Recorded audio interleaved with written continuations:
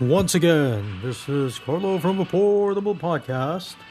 And as I spin around and see the world, I show everyone my shotgun vest, even though I do not own a shotgun. Hi guys, Carlo from the Portable Podcast here, and we're gonna have another match with these guys. Currently loving every minute of Call of Duty Mobile. It's one of the best things that happened just yet. Okay, so we're gonna do a little change of pace, and we're gonna do a story time video. So it's gonna be a little story time video. So I apologize if I'm not too focused with winning, because anyway, I got four straight recorded wins in the past few episodes. So this is actually all in good.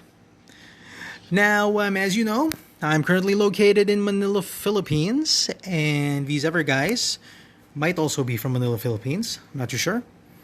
And the Philippines is full of heroes.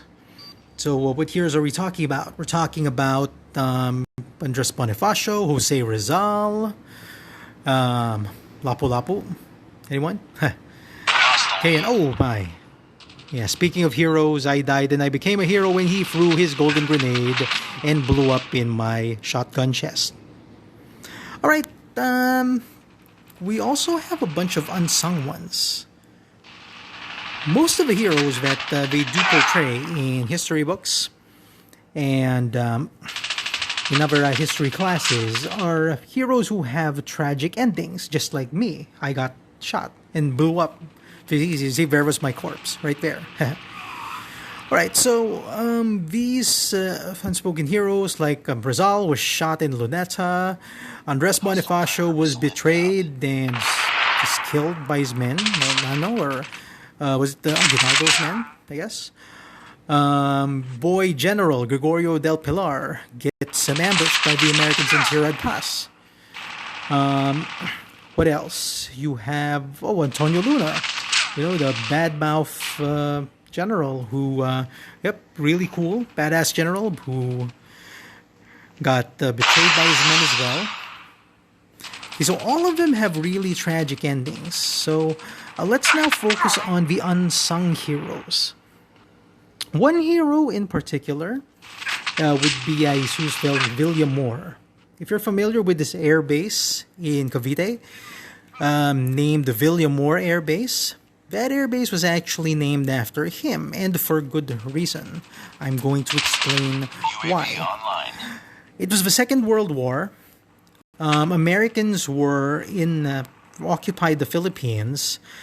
They had a staunch defense. So Manila Bay had huge cannons. They also had Corregidor Island. Corregidor Island, if you guys have gone to a field trip in it, is this military-based island which has huge cannons. However, one really big problem with the defense is the cannons could not turn around, so they were only facing one direction. This allowed the Japanese to invade Manila by attacking from behind. So the cannons couldn't turn. The Japanese had their planes, and they were also known as the kamikaze or divine wind, because in order to ambush Hawaii and the Philippines, the Japanese planes were riding behind a storm, which is why they're also known as the riders of the storm, or storm riders. Okay, so right behind that typhoon, the planes were there, so the radars couldn't detect them, people couldn't see them, they did not expect them to attack at all. And wow, my first win. Thank you. My first kill. Now, what else happened here was when the Japanese attacked, it completely took Manila by surprise. So they didn't know what to do with all the Japanese being there. Most of the jets, if you watch the movie Pearl Harbor, only a few jets were able to... most of the jets were grounded. The Japanese destroyed most of the Philippine jets. Then we move on to our hero, Villamor. He was the only Filipino to get off the ground and ride his amazing Ford Mustang plane. These were propeller jets. So these weren't high-tech F-15 fighters or Harrier jets. These were just regular propeller planes, but it was a Mustang, a Ford Mustang, so it was really fast. 5 Japanese Zero planes tried to take the Mustang out. And Villamor, okay, with his one plane, was able to take down the Japanese Zeros. Wow. Can you imagine that? One guy against 5 Japanese planes. That's how good he was as a pilot. So you can imagine that dogfight.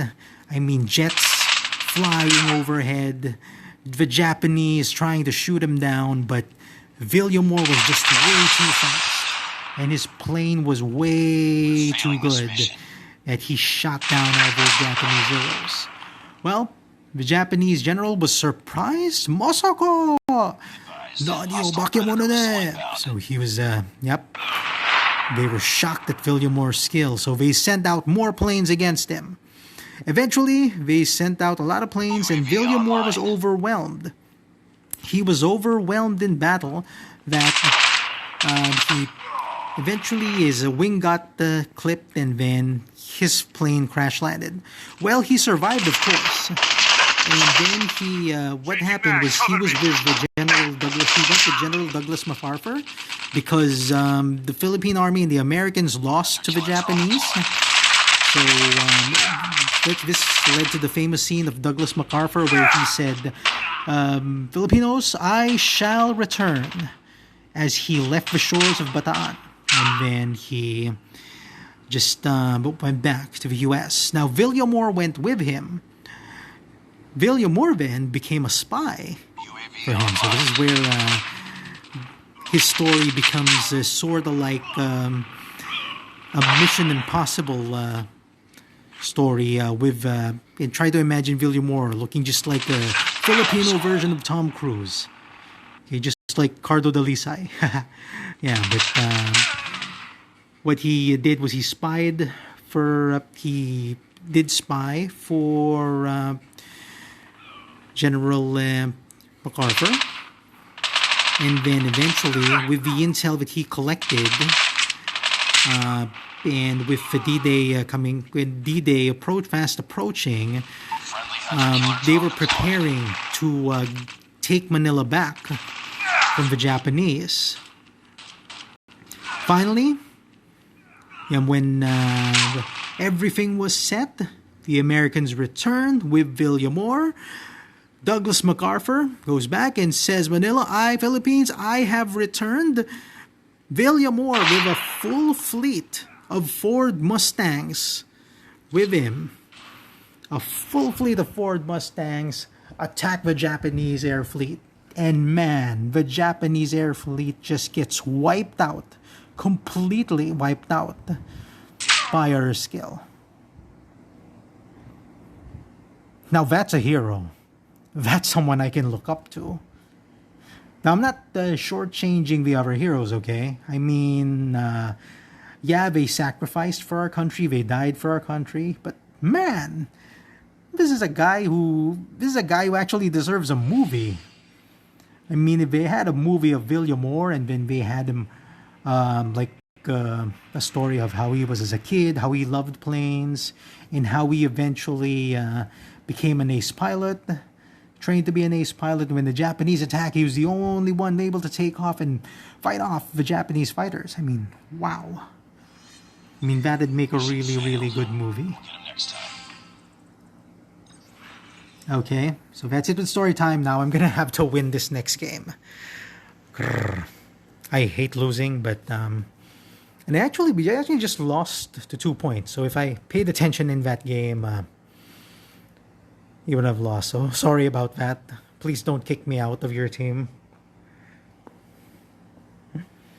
Because the shotgun man will be back with a shotgun plan and the hack, yeah.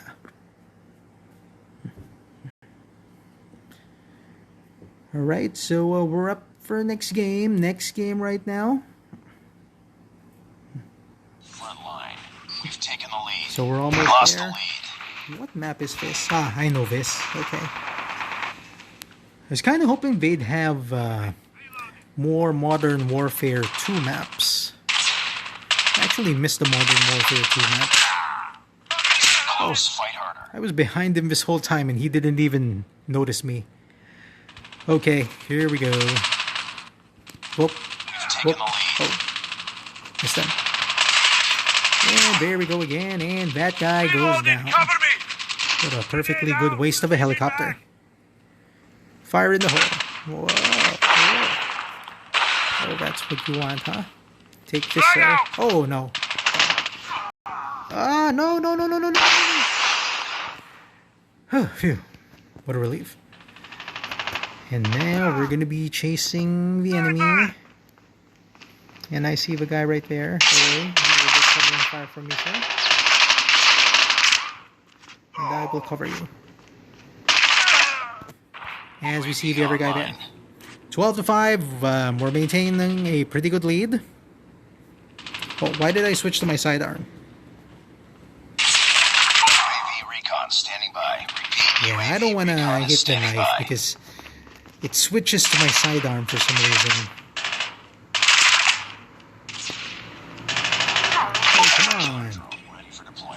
Come on, naman. Miss Mario.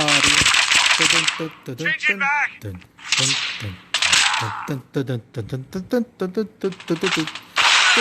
Oh, come on.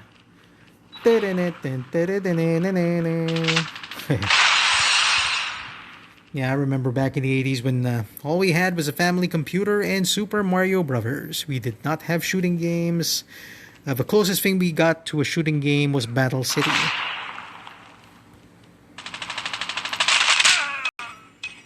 I have Battle City and we've got Galaga and Xerion and Centipede. Yeah, that guy looks like he was asleep. Been probably playing all day. Oh yeah, guys, if you're playing Call of Duty, I mean, it's fun to play online games, but you know, get some rest, man. In-game fatigue is never a fun thing, especially once you get dizzy, once you get headaches. I actually tried playing, what was that, Wolfenstein 3D, the first version of Wolfenstein 3D, when it came out for the PC, and I think it was like Pentium 1.6. They didn't even have a Pentium 2 yet, and man, I was getting all kinds of headaches after that. The world was spinning, and I saw things in first-person gaming FPS. So I couldn't even walk properly or keep my balance. That's how bad it was. So, guys, get some rest. Don't overplay. And hey, stand still, man. You're not standing still. That's an order. Killer drone on standby. Okay, we're at 34, so doing pretty well. Yeah, but yeah, one of the most unsung heroes would be Jesus Villamor. If he was in this game, what would be the equivalent of an STG? I guess the Scar? Yeah, I guess he'd be using a Scar if he was in Call of Duty. Reloading. Cover me. Yeah, his sidearm would be a Samurai Edge. Objective almost complete. Keep it up. General Douglas MacArthur. I wonder what We're almost there. what Keep it loadout up. would he have? Maybe I shall return loadout. Yeah, whenever they shoot him, I will return. I shall Friendly killer return. drone deployed. And then when he responds, I have returned again for the 10th time. Enemy in sight. Okay, there you have it. Congratulations to our team, and right, So guys, remember, get plenty of rest, drink plenty of water, stay indoors. You can play for a really long time, but rest, okay? Make sure you have those rest intervals. Especially to the guys who play competitively for esports, rest your eyes. Very important. Carlo here from the Portable Podcast, and I hope you enjoyed our new story time video, and you have a wonderful day. Bye.